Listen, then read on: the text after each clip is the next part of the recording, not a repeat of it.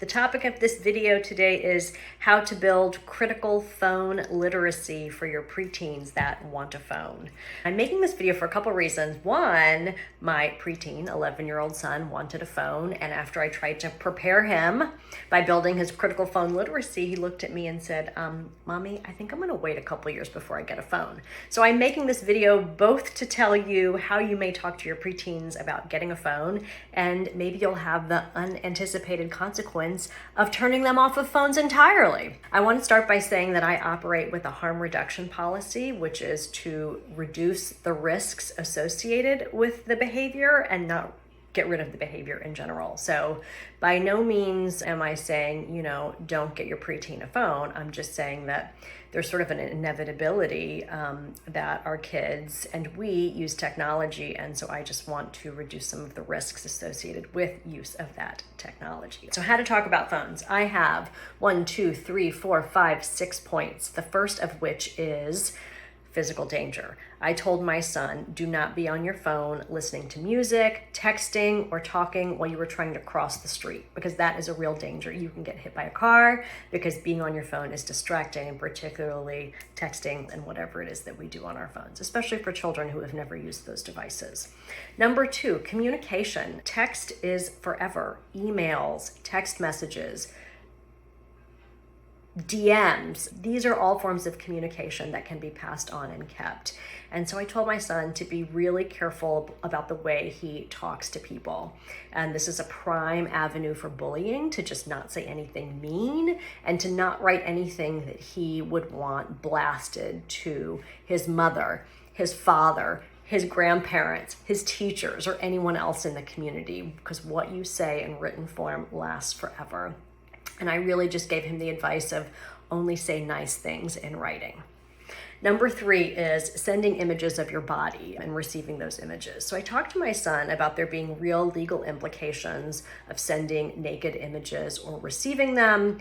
The legal implications are really passing those images along. And I said to him that if someone asks you for those images, to just be really aware that if that person passes them along, it's illegal. And also, back to point 2, it's forever. Number 2, it's highly inappropriate for my son to request those images from someone else. Mind you, it's a little early for an 11-year-old to do this, but I wanted to prepare him for a future that is right around the corner for him. And to make him understand that those implications are real, they can go on your record and they will stick with you forever.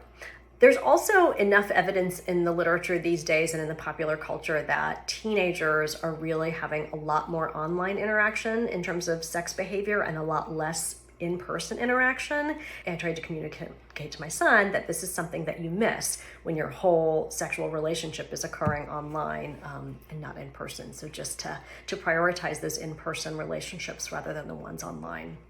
Point number 4, that porn is a reality and naked bodies and images and videos of sex are on the internet. This is one of my favorite areas of research, not one that I practice in, but one that's around porn literacy.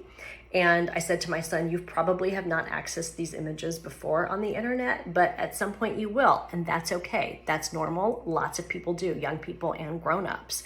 But I want you, I said to my son, to be prepared that what you see in images about sex online are not necessarily a reflection of reality. They tend to be more violent. They tend to be meaner towards women. They tend to be racist. And I wanted him to be prepared for seeing those images and knowing that what is depicted on screen is not the same thing that happens, again, in real life interactions. And so I said to him, if you see something weird on the internet, and you have questions about it, a practice, a behavior, come ask your parents or ask trusted individuals. What we do in sex education is we don't necessarily talk about parents as being the only source of information, but we have kids brainstorm and identify trusted individuals in their circle. Is it a grandparent? Is it a school nurse? Is it a PE teacher? Is it a church person? Is it someone else in the community? It's just the recognition that kids don't always have trusted adults in their home or in their parent relationships. The next point is social media. I said to my son, you may get a phone at age 11, but you will certainly not have access to social media until much later on. The Surgeon General just released a report in 2023 about how bad social media is for kids' brains. We know this. The same is true for adults, but for kids, it messes with the wiring of their brains, and they have issues with instant rewards and gratification. There's so much evidence that social media can create problems around anxiety and depression. And so I told my son, I want you to be aware of the kinds of images that you'll see in social media. Again, not a real reflection of reality. And I tried to make it personal. I said, listen, mommy sees these images of beautiful women her age and says, oh my God, do I need to get Botox? The answer is I have not gotten it yet.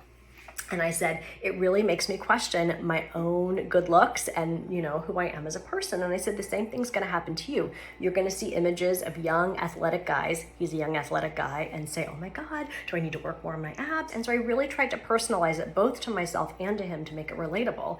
And I said, again, what you see on the screen in social media is not going to be an accurate reflection of reality. It's going to be a reflection of the best foot people try to put forward. I also said, that he needs to be careful in social media of DMs, those direct messages, that all sorts of people will try to contact you, will write to you. I gave him examples of what happens in mommy's social media. And I said to him that as a general rule, young people should only interact with people they know, and that they should tell a trusted adult if someone creepy or someone they don't know writes something that makes them feel uncomfortable. And that is a reality. This is what I heard in Sex Ed, that lots of young people get unwanted interactions from strangers in their social media accounts. My last, sixth rule is respectful use of devices. So basically, not at school, not at the dinner table, and not when you're having real life interactions. Kids use screens, and that's a reality. I use a screen. My partner uses a screen. We're on our screens all the time. And it really does get in the way of real life interactions. And it's important to create good habits around phone use, which means that, we're not going to ignore the fact that people are on their phones a lot of the time. My kid, in fact, has grown up on an iPad. I can talk about that in a separate video, why I made those choices. I just want to prepare him for boundaries around use of those devices. So that is my video. The result of all of this was that my kid said, I'm going to delay getting a phone. So what are the takeaways here? Approaching phone use from a harm reduction perspective, which means that there's an inevitability around when kids and how kids are going to use technology. So to just roll with people's behaviors and equip them with the critical health literacy, the critical appraisal tools to understand how to use those devices and those technologies appropriately. So it's that critical health literacy is the second piece. And then the third piece that I want to hit on hard here is that you establish an open door for communication. That, okay, buddy, these are the 6 rules for how I want you to think about engaging with phone use. But know that those rules will change, that your use and your questions will change, and the issues you face will change, so that mommy and your father are always here to be able to answer questions that you have, whether it's now, at age 13, at 15, or way beyond. All right, take care and happy phone use.